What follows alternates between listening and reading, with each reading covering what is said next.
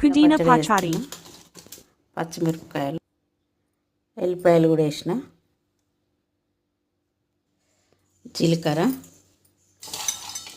అట్నే కొన్ని పల్లీలు, ఇవన్నీ అయితే మనం మిక్సీ పట్టుకోవాలి.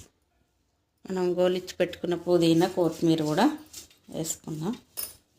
అట్లనే టమాటా కూడా ఇలా అన్నీ కలిపేసి అయితే మిక్సీ పట్టుకోవాలి.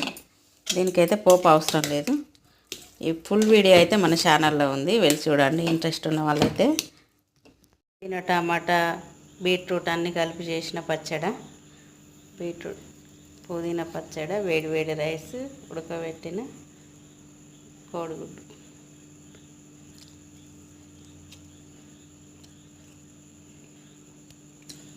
పచ్చడి టేస్ట్ ఎలా ఉంది?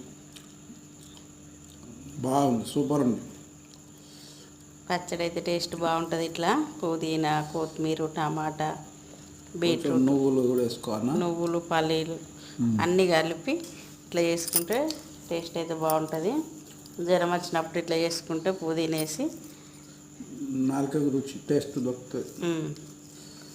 ఓకేనా ఫ్రెండ్స్, మరి థ్యాంక్ యూ.